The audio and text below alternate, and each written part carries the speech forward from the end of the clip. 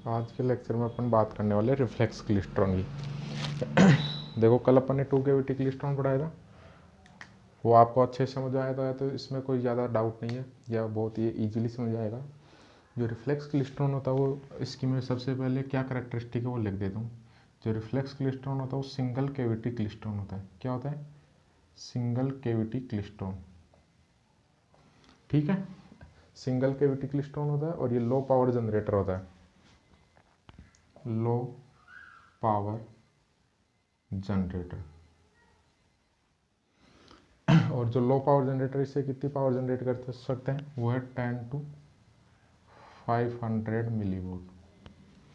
यानी जो reflex klystron है वो सिंगल कैविटी क्लेस्ट्रॉन है और इसकी जो पावर है वो है 10 to 500 मिलीवोल्ट और इसकी जो फ्रीक्वेंसी रेंज है वो है 1 to 25 गीगाहर्ट्ज।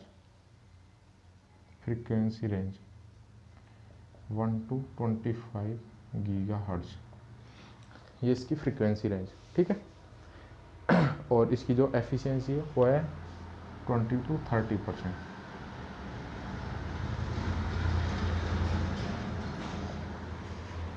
ये अपने रिफ्लेक्स क्लेस्ट्रॉन की कुछ स्पेसिफिक चीज़ें जो माइक्रोवेव मेजरमेंट में और माइक्रोवेव रिसीवर के रूप में काम आते हैं।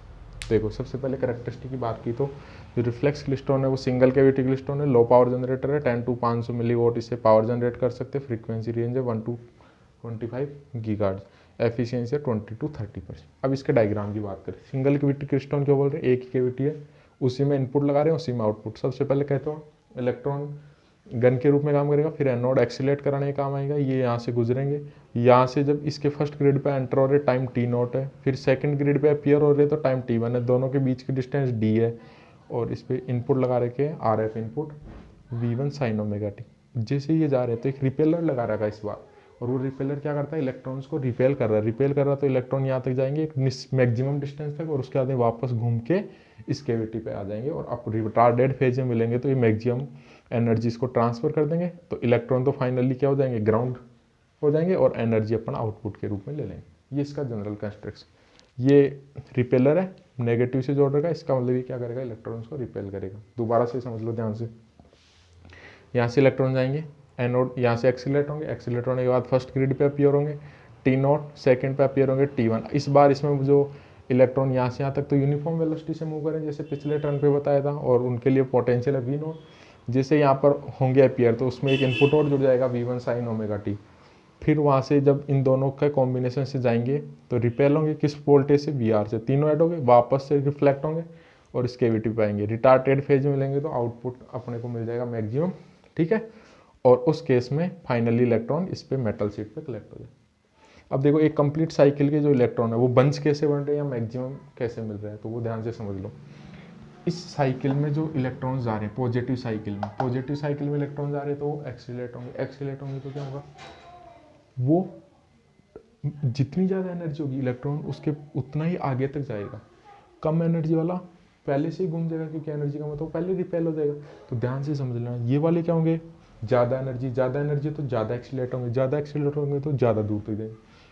ये वाले इनपुट जीरो है इनके लिए, तो इनपुट जीरो है तो ये सेम वेलोसिटी से आएंगे। और ये वाले क्या हो गए?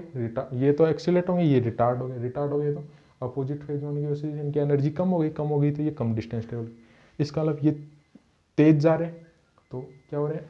मैक्सिमम डिस्टेंस कवर कर रहे हैं। ये उसी स्पीड से आ रहे तो उससे कम डिस्टेंस कवर कर रहे हैं, और ये वाले और कम डिस्टेंस कवर कर रहे हैं। इसका मतलब तीनों फाइनली जब यहाँ पर मिलेंगे वापस यहाँ पर इस ग्रिड पे वापस से अपीयर होंगे यहाँ पे, तो इस पे जब उनके लिए टाइम है T2। देखो ध्यान से समझ लेना, T0 T1 T2। T0 तो क्या है? फर्स्ट ग्रिड पे, T1 जब इससे क्या कर रहे हैं? लीव छोड़ रहे हैं इसको, और T2 क्या है? वापस इस ग्रिड पे आ रहे हैं, उनके लिए टाइम क्या है? T। तो T0 तो मैं क्या लिख सकता हूँ? टाइम किसके लिए हो जाएगा? जो इलेक्ट्रॉन क्या कर रहे हैं? एंटर कर रहे हैं, और Z इक्वल टू 0। अगर डिस्टेंस मानो तो Z इक्वल टू 0। ठीक है, T1 क्या आ जाएगा? T1 कौन सा टाइम होगा? जब इलेक्ट्रॉन लीव कर रहे हैं, छोड़ रहे हैं उसको, Z इक्वल टू D पे। ठीक है, और T2 क्या हो रहे हैं? T2 टाइम कौन सा होगा? जब इलेक्ट्रॉन वापस से री एंटर कर रहे हैं, री एंटर कहाँ पर? वापस वही Z इक्वल टू D पर। किसकी वजह से? रिपेलर की वजह से रिटार्ड हो गया, यानी रिपेलर की वजह से रिटार्ड हो गए, वापस से जो grade Z equal to D पर अपीयर हो रहे हैं, वही इलेक्ट्रॉन जो T1 पे छोड़ रहे थे उसको अपन कौन सा बोलेंगे, T2। आगे समझ। अब यहाँ पे रिटार्डेड फेज में वापस आ रहे तो अपोजिट फेज हो गया, अपोजिट फेज मतलब या तो यहाँ मिलेंगे या यहाँ मिलेंगे या इससे अगले पे मिलेंगे। इसका मतलब ये कौन सा मोड हो गया, फर्स्ट 3/4 मोड, सेकंड 1/3/4 मोड। इतना जल्दी नहीं मिल पाएंगे वो, तुरंत यहाँ से गए यहाँ से यहाँ तक है और तुरंत इतने टाइम में अपने मिल जाए। तो आपको पता होना चाहिए तुरंत इसी टाइम पे कब मिल जाएंगे, जब रिपेलर बहुत ज़्यादा लगा देंगे। कौन, रिपेलर जितना ज़्यादा लगाएंगे इलेक्ट्रॉन उतनी क्या मिलेंगे। इसका मतलब जितना ज़्यादा रिपेलर होगा मोड उतना ही कम हो जाएगा। तो मैक्सिमम एक रिपेलर की कंडीशन के लिए एफिशिएंसी सबसे मैक्सिमम कौन से मोड के लिए मिलती है, 1/3/4 मोड। यानी ये एब्सेंट होता है 1/3/4 मोड, फिर 2/3/4, फिर 3/3/। इसका मतलब मैक्सिमम एफिशिएंसी 1/3/4 मोड। ठीक है, आगे यहाँ तक की ग्राम कहानी समझे सबको। चलो ये अब आपको थ्योरी समझ आ गई होगी इसकी सबको। तो अब अपन कौन सा बात करने वाले, इसके डेरिवेशन की बात करते हैं। देखो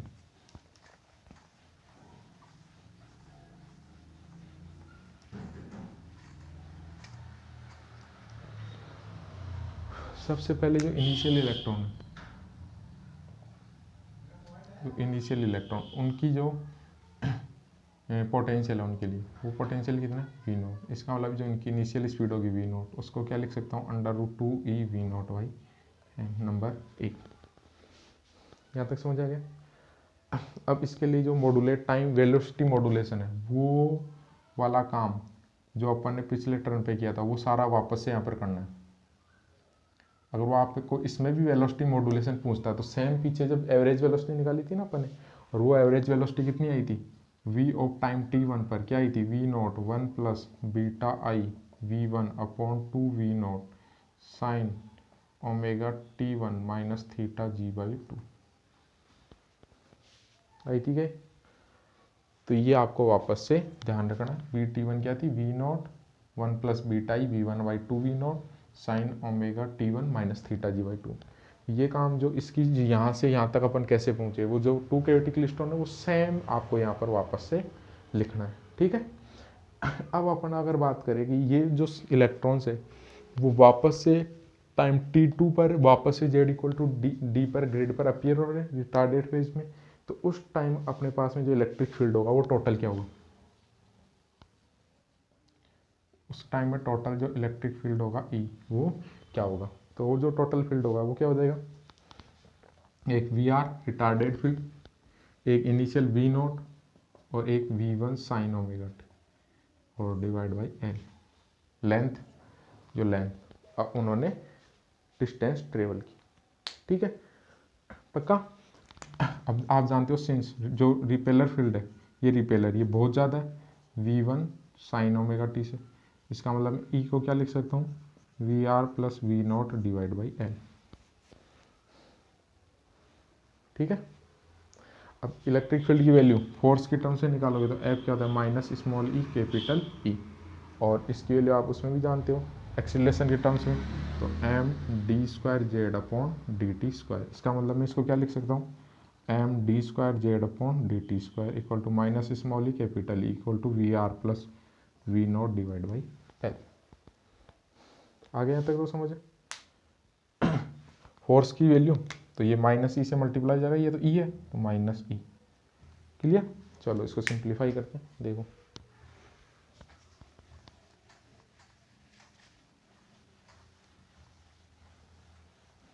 इसको मैं दोबारा से लिख देता हूँ, फाइनल जो इक्वेशन मिली,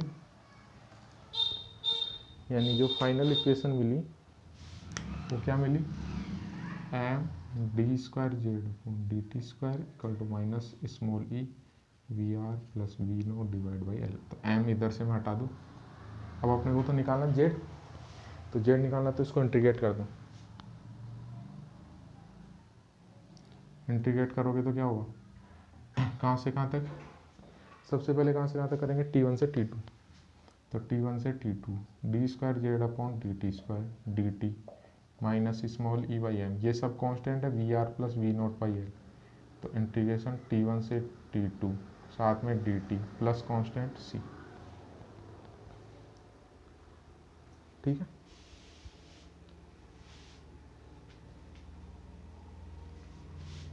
T1 से T, सॉरी T1 से T। देखो ये पहले क्यों करें, दो पार्ट में करेंगे इसका अपन, और वो जो दो पार्ट होंगे वो कहाँ से कहाँ तक होंगे, एक तो जो इलेक्ट्रॉन्स है वो यहाँ से यहाँ तक है, कितनी मैक्सिमम डिस्टेंस उन्होंने ट्रेवल की, फिर अपोजिट फेज में घूमेंगे, फिर यहाँ से यहाँ तक उन्होंने कितनी डिस्टेंस कवर, उसके अपन बात करें।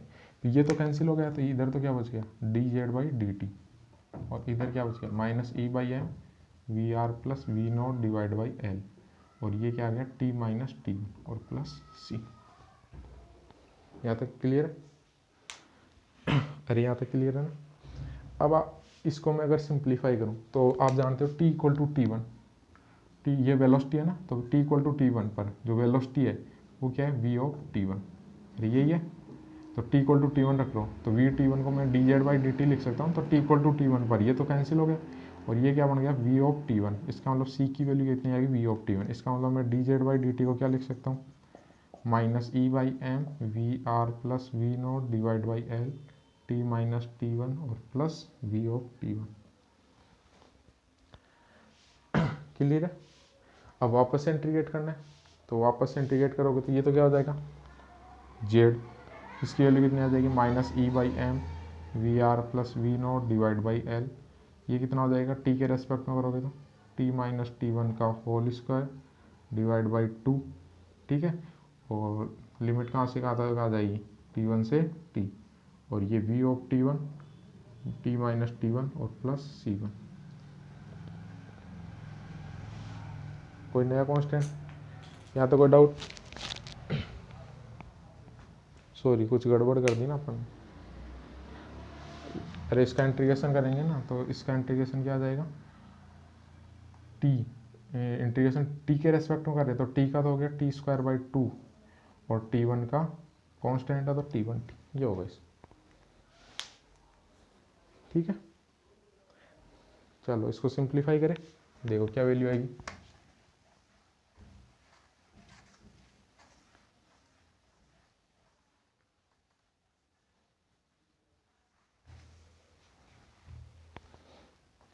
वैल्यू पुट कर दो, जेड की वैल्यू कितनी आ जाएगी, minus E by M V R plus V not divide by L, इस टी की जगह पहले रखो टी, तो T square by two minus T one T minus T one square by two minus T one square और plus V of T one T minus T one plus C one, ये आएगी T square by two minus T one square by two minus T one T, और ये minus है तो lower limit रखोगे तो ये प्लस हो जाएगा, माइनस लिखोगे ना तो प्लस टी वन स्क्वायर हो जाएगा, ठीक है। यहाँ तक सबको समझ आ गया। इसको थोड़ा सिंप्लीफाई कर ले, तो देखो सिंप्लीफाई करोगे तो क्या वैल्यू आएगी इसकी, minus E by M V R plus V not divide by two common ले लो तो टू एल हो गया, तो ये क्या बनेगा, T square minus T one square plus two T one square और minus two T one T और plus V of T one T minus T one और प्लस सी वन। क्या लिख सकते हो, minus E by M V R plus V not divide by two L T square plus T one square minus two T one T और plus V of T one T minus T one और plus C one. तो T minus T one का whole square लिख सकता हूँ इसको, तो क्या लिख सकते हैं, टी माइनस टी वन का होल स्क्वायर प्लस, ठीक है। अब आप जानते हो इफ सी वन की वैल्यू निकालनी है तो आप जानते हो T equal to T one equal to T होगा, तो जेड इक्वल टू डिस्टेंस कितनी होगी, ये जेड के इक्वल चल रहा है ना, तो डिस्टेंस जेड इक्वल टू कितनी होगी, डी होगी। तो मैं क्या कर सकता हूँ इसकी वैल्यू,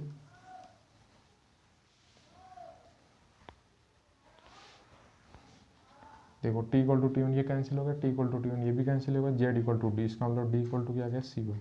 तो जेड की वैल्यू फाइनल क्या आ गई, minus E by M V R plus V not divide by two L T minus T one का whole square plus V of T one साथ में टी माइनस टी वन और plus D. यहाँ तक कोई डाउट किसी को? पक्का? अब देखो फाइनली जब वो t equal to T2 time है तो वापस कहाँ आ रहा है, z इक्वल टू डी पर आ रहा है। तो मैं एक कंडीशन अप्लाई करता हूँ उस पर, वो इसको मिटा देता हूँ एक बार, क्योंकि मेरे को तो उन दोनों का डिफरेंस निकालना ना, कितना टाइम लगा T2 से T1 वापस घूम के आने में, यानी अपने को तो फाइनली क्या निकालना, T2 माइनस T1। तो T1 इस पे जब अपियर हुआ और वापस घूम के आया तो इस पे टाइम T2 है, तो T1 तो अपन निकाल लेंगे यहाँ से, तो T2 निकालना है। तो मैं अगर लिख दूँ यहाँ पे T इक्वल टू T2, तो T इक्वल टू T2 पर Z की वैल्यू कितनी है, D। T equal to T2 रख दूँ तो T2 माइनस T1 मिल जाएगा, तो Z कितना है, D। तो मैं क्या लिख सकता हूँ, D equal to minus E by M V R plus V not divide by 2L T2 minus T1 का whole square plus V of T1, T की जगह T2 माइनस T1 और प्लस D, यानी ये D से D cancel हो गए। ठीक है, दोनों को इक्वेट कर दो, तो ये इधर आएगा तो पॉजिटिव हो जाएगा, E by M V R plus V not divide by 2L T2 minus T1 का whole square equal to V of T1 T2 minus T1, ये इससे कैंसिल हो गया। तो T2 माइनस T1 की फाइनल वैल्यू कितनी आ गई, ये इधर चले जाएंगे तो कितनी वैल्यू हो जाएगी, 2mL V ऑफ T1 और डिवाइड में E V R plus V not. ये अपने पास में फाइनली T2 माइनस T1 की वैल्यू आ गई। और T2 माइनस T1 क्या बता रहा है कि इलेक्ट्रॉन यहाँ से वापस जाके वापस घूम के यहाँ पर वापस आने में उसको कितना टाइम लग रहा है या कितना टाइम डिफरेंस होगा। ठीक है, यानी इसको ट्रांजिट टाइम भी बोल सकते हैं। ठीक है, सेकेंड ट्रिप ट्रांजिट टाइम, यानी वापस घूम के आ रहा है ना, तो उसको ट्रिप ट्रांजिट टाइम, ट्रिप का मतलब एक पूरी ट्रिप वापस, ट्रिप का मतलब कहते हैं जिस स्थान से गए चारों तरफ घूम के वापस आ गए, इसको बोलते हैं trip transit time. Trip transit time, ये अपने को ट्रिप ट्रांजिट टाइम मिल गया। ठीक है, अब ट्रिप ट्रांजिट टाइम की जो वैल्यू अपने पास में एक इक्वेशन मिली थी शुरू में, और उस शुरू वाली जो इक्वेशन में वेलोसिटी मॉड्यूलेशन से V ऑफ T1 की वैल्यू निकाली थी अपन, और वो जो V ऑफ T1 की वैल्यू वो यहाँ पर अपन रख दे तो T2 माइनस T1 की फाइनल वैल्यू अपने को मिल जाएगी। तो देखो उसकी वैल्यू क्या थी, यहाँ से अपने को मिल गया T2 माइनस T1, क्या वैल्यू मिली, 2mL upon E V R plus V not, sorry ये पोटेंशियल है, V not capital, V T1 कितनी वैल्यू थी, V not 1 plus beta I V1 upon 2 V not sine omega T1 minus theta G by 2, यही थी। अरे यही थी value. चल, तो यहाँ पे अपन ने क्या कर दिया, ये जो कंप्लीट वैल्यू इसको मान लिया T नोट, क्या मान लिया, T नोट प्राइम। तो क्या लिख सकता हूँ मैं, T2 माइनस T1 को, ये T not prime 1 plus beta I V1 upon 2 V not sine omega T1 minus theta G by 2, इसको मल्टीप्लाई कर दो ओमेगा के साथ में, इसको मान लिया मैंने T प्राइम, तो ये तो हो गया ओमेगा T प्राइम, ये ओमेगा T नॉट प्राइम, और प्लस ये क्या बन गया, omega T not prime beta I V1 upon 2 V not sine omega T1 minus theta G by 2। ठीक है, यहाँ तक इसको डाउट। अब ओमेगा T प्राइम, जो ओमेगा T नॉट प्राइम है वो तो थीटा नॉट प्राइम हो गया, तो ओमेगा T प्राइम को क्या लिख सकता हूँ मैं, ये इक्वेशन आगे काम आएगी। तो ओमेगा T प्राइम इसको मैंने लिख दिया theta not prime omega T not prime को, और ये कंप्लीट वैल्यू बन गई x प्राइम और साथ में sine omega T1 minus theta G by 2, और यहाँ पर जो x प्राइम की वैल्यू है वो कितनी आ गई, omega T not prime beta I V1 upon 2 V not, ये बाद में अपने काम आई। ये अपने को फाइनल वैल्यू मिल गई, omega T prime theta not prime plus x prime sine omega T1 minus theta G by 2। तो थीटा नॉट प्राइम तो क्या हो गया, round trip DC transit time, और x प्राइम क्या हो गया, बंचिंग पैरामीटर, इसको तो बोलते हैं बंचिंग पैरामीटर, जो x प्राइम है उसको तो बोलते हैं बंचिंग पैरामीटर, और जो थीटा नॉट प्राइम है ये राउंड ट्रिप ट्रांजिट टाइम, किसके लिए, DC फील्ड के लिए। ओनली फॉर ओनली कौन सा फील्ड लगाओ, डीसी फील्ड। अब अपना तो जो काम है वो तो क्या निकालना, आउटपुट और एफिशिएंसी। तो जो नेक्स्ट काम है अपना वो देखो क्या है।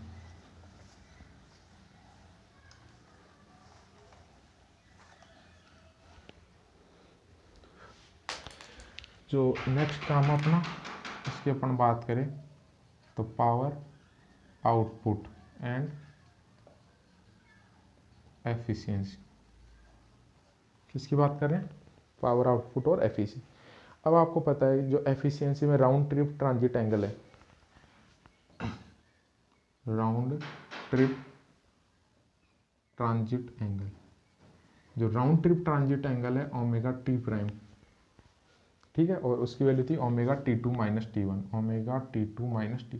उसकी वैल्यू मैक्सिमम कब मिलेगी, जब साइकिल क्या हो 3/4 मोड, 1 3/4 मोड, 2 3/4। इसका मतलब इसको अगर मैं जनरल फॉर्म में लिखूँ तो क्या लिखूँगा, n माइनस 1/4 2 पाई, ठीक है। ये अपने पास में क्या हो गया, राउंड ट्रिप ट्रांजिट टाइम की वैल्यू। और उस केस में जो करंट होगी वो सेम जो पिछले केस में की थी ना, सेम वही होगी, I2 minus I0 minus summation, कितनी वैल्यू थी, समेसन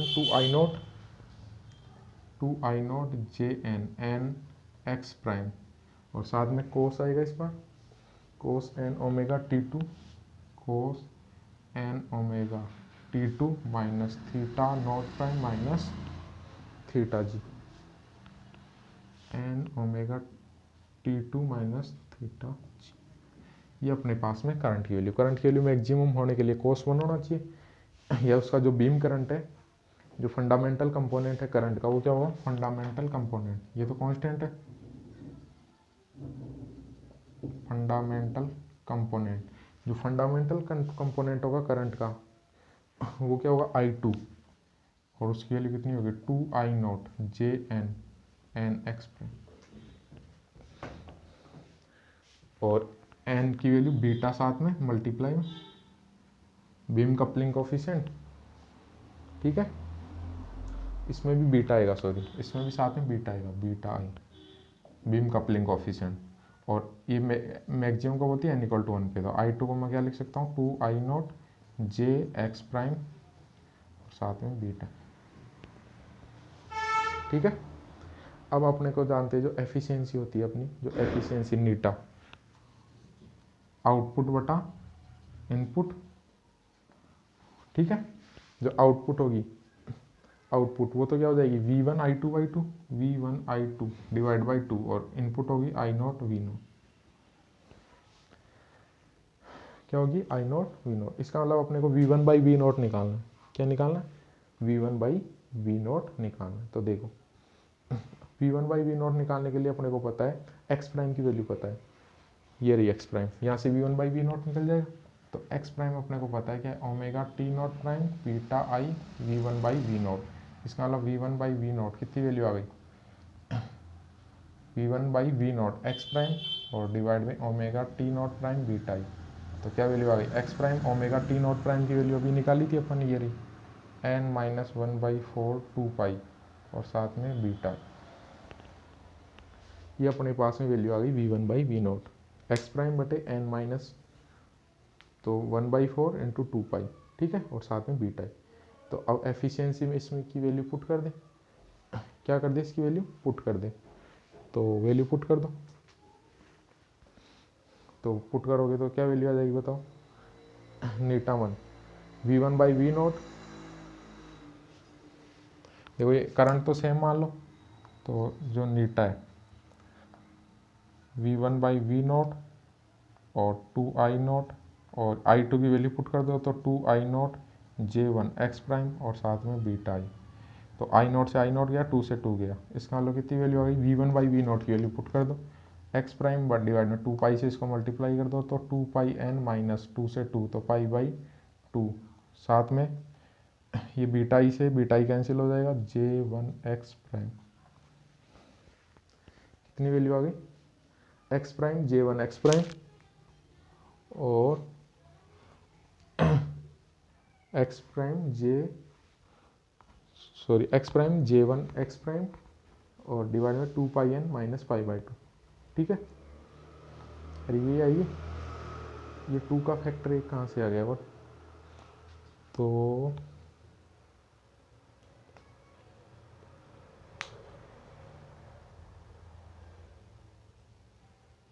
ये अपने पास में फाइनल नीटा की वैल्यू हो गई। अब इस जो नीटा की वैल्यू है, इसके लिए जो x prime J1 X prime है उसकी वैल्यू होती है मैक्सिमम 1.25। एक्स प्राइम, ये जो x prime J1 X prime है इसकी वैल्यू होती है 1.25। इसका मतलब इसकी मैक्सिमम वैल्यू की बात करें नीटा,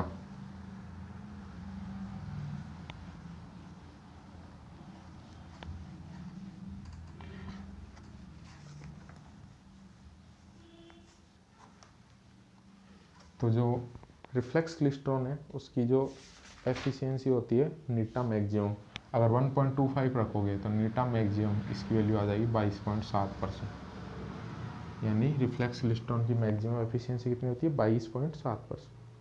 अब अगर इसका आउटपुट का ग्राफ बनाए फ्रीक्वेंसी और पावर, देखो ये तो फ्रीक्वेंसी अप्लाइड, ठीक है, और ये है रिपेलर वोल्टेज। और दूसरा इसी के साथ में किसका बनाऊँ? एक साथ दोनों का ग्राफ बना रहा हूँ, ये पावर आउटपुट और ये रिपेलर वोल्टेज।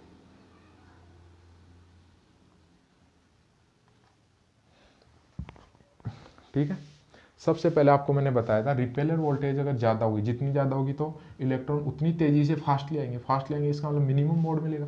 और सबसे मिनिमम मोड मैंने बताया था कौन सा मिलेगा? 3/4 तो अवॉइड हो जाता है क्योंकि इतने समय में इलेक्ट्रॉन वापस नहीं आ पाते। इसका मतलब जो मैक्सिमम एफिशिएंसी या जो पावर मिलेगी वो कौन से मोड के लिए मिलेगी? 1/3/4 मोड के लिए। इसका मतलब मैक्सिमम रिपेलर पावर पे कौन सा मोड मिलेगा अपने को? 1/3/4 में। उससे कम रिपेलर वोल्टेज कर दोगे तो कौन सा मोड मिलेगा? इससे पावर भी इसकी कम हो जाएगी, तो ये पावर भी कम हो गई है 2/3/4। उससे कम रिपेलर वोल्टेज कर दोगे तो 3/3/4।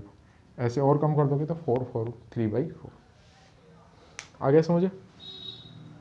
अरे समझ आ गया? ये तो समझ आ गया ना सबको कि जितनी ज़्यादा रिपेलर वोल्टेज होगी उतना ही मिनिमम मोड, मिनिमम 3/4 है, लेकिन इस पर इलेक्ट्रॉन नहीं पा पाते, उसमें एफिशिएंसी इतनी नहीं मिल पाती। इसका मतलब जो सुटेबल मोड है मैक्सिमम, तो जितनी ज़्यादा रिपेलर वोल्टेज है तो इस सबसे ज़्यादा है, तो इस पर कौन सा मोड मिलेगा? 1/3/4। फिर उससे कम कर दोगे 2/3/4 और पावर भी कम होती जाएगी, जो आउटपुट पावर है वो भी धीरे धीरे कम होती जाएगी। ठीक है, और इसी का अगर आप फ्रीक्वेंसी का ग्राफ देखोगे, किसका देखोगे?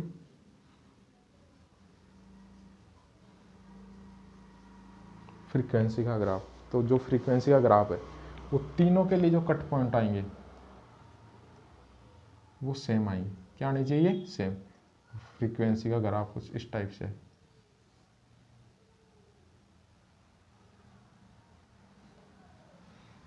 ये अपने पास में इसका क्या आ गया?